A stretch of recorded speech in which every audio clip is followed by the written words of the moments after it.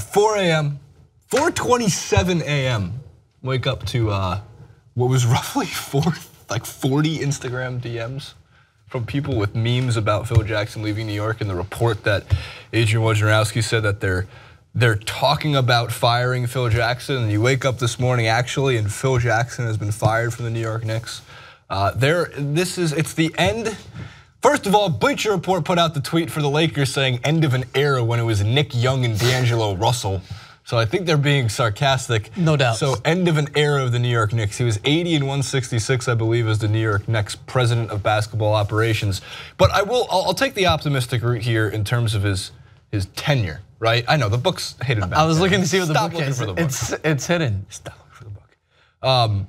Besides airing out all the dirty laundry to the media and causing a complete shitstorm, which is never good in any big sports market anywhere, there's a couple things Tommy Beer, who is like the biggest New York Knicks, I would say optimist. He's always looking at big picture instead of like what's happening right now. So he doesn't freak out about Porzingis trades. He doesn't freak out about certain things.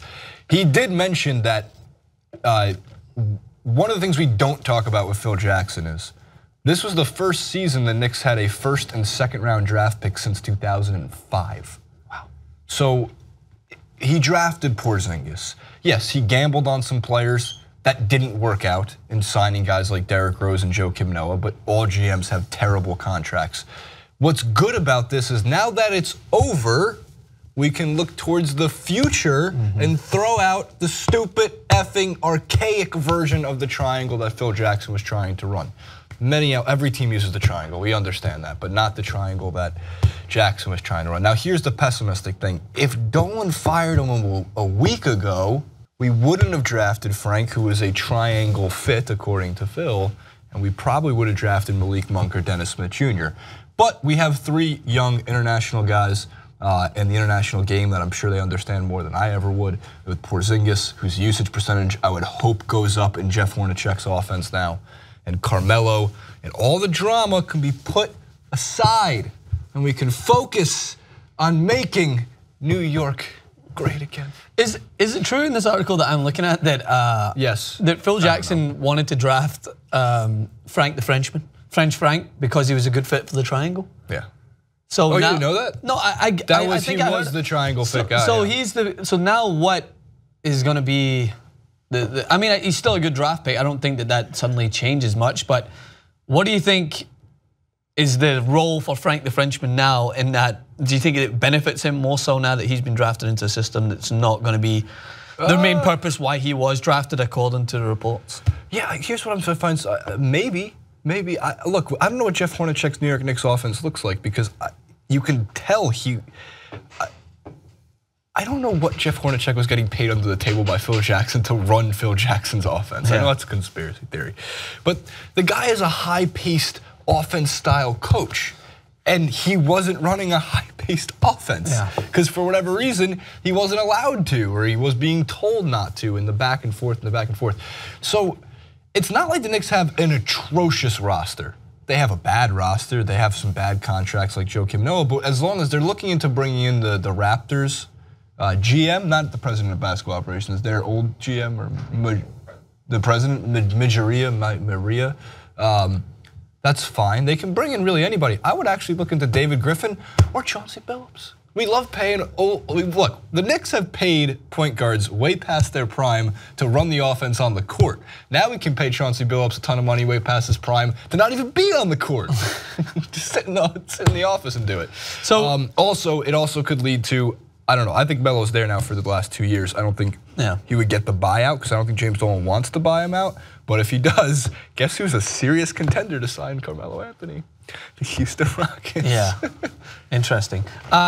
So in terms of in my non-fan based opinion for this, it's obviously still a good decision, and you quite literally have nothing to do but go up. Like, you've had a disastrous point of view.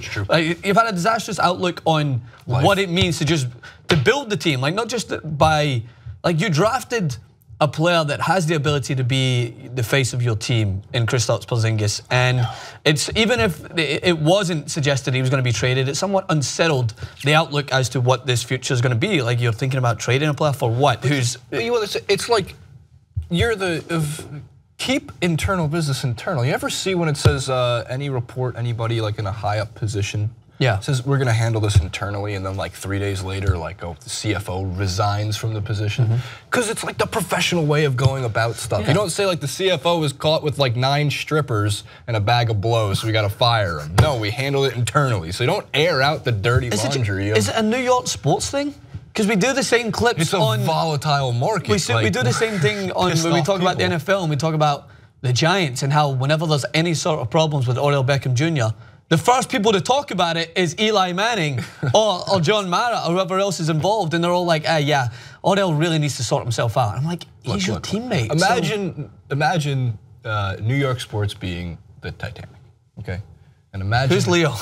Imagine all of New York sports media being the iceberg. Okay. And now imagine the iceberg could move towards the Titanic. We are gunning for the Titanic. Actually, New York sports media would technically be the captain, and it's like, Captain, iceberg ahead. Okay, hit it full steam. Who's Leo? Mello, I guess. Yeah, sounds good. Henrik Lundqvist. True. But yeah, my overarching point is like I think this was undoubtedly going to be a happy day for you in terms of the optimism that can now be surrounded. Both on the court and off the court, I've never seen a team so intertwined with how they act. Like the whole fan brawl that happened with the legend, what was his? Charles Oakley. Like that quite literally was a representation of the team. It was like, we have a guy here who gave so many good years at Madison Square Garden. He's the heartbeat of what the Knicks used to be. Kicked out for voicing his frustration, you know? And it was like, all right, so that just proves that they don't give a shit about what the fans think. They're going to do things their way under Phil Jackson's guidance. And then, now it seems that they're sick and tired of that. And you can actually now just go and get the blueprint from the Celtics and figure out how you build usefully moving forward. Sixers. I don't care at this point, man. Take anybody, it would be fine, except they go Isaiah Thomas, the OG Isaiah Thomas. So you weren't around for the time where Isaiah Thomas was ruining the Knicks? Because he made some really bad decisions, and over his tenure, it was a decade, wasn't it? We had Isaiah Thomas, or 8, 9 years. He was every single signing and trade he made was worse than that of Phil Jackson's. And he used to trade draft picks for he'd trade draft picks for tickets to Hamilton. I'm not even kidding. You know, that's not exactly a bad thing. Those tickets are very, very expensive. For him, he was like, wait. We'll give you a first-round pick if I can get Danny Ainge's seats to the front row of Hamilton next week. Like, what do you get in return? Nobody. I get to go see a play. That's literally what would happen. That's why he was the reason we also didn't have first or second-round picks. And it's really hard to compete in any sport if you can't develop any youth. Like, if you're just trying to sign free agents, it costs too much money to put 12 guys on a team and have depth. That's why the Warriors, when you look at the Warriors, Steph, Clay, Draymond, all drafted by them. And then you pick up guys like Sean Livingston and Iguodala, this is all for another clip too. But like the depth of that team and the core of their superstars are drafted by that team. And then they pick up 1 or 2 guys. You pick up a Kevin Durant, or you pick up a Zaza Pachulia or a JaVale McGee, and you build around it. So the Knicks, we look forward towards, we have a young team of international players that, like what's the brightest possible outlook? Parker Ginobili Duncan, Hernando Gomez, Porzingis, doesn't ring as well, and I can't pronounce his last name, but he's definitely French. Yeah, he is no doubt French. Ntilikina, is that it? Not Kaminsky, not the other French guy. Not the other French guy, but he's welcome to New York too. So now go out and sign Kyle Lowry, and don't re-sign Derrick Rose. Even though our intern wants to re-sign Derrick Rose. Wow. How much did you say you wanted to give him? What did you say? $8 million. Jamal Crawford's 37. He's making $14 million a year. You think Derrick Rose could sign for anything less? Optimism. It's rare around here. We're gonna win 82-0.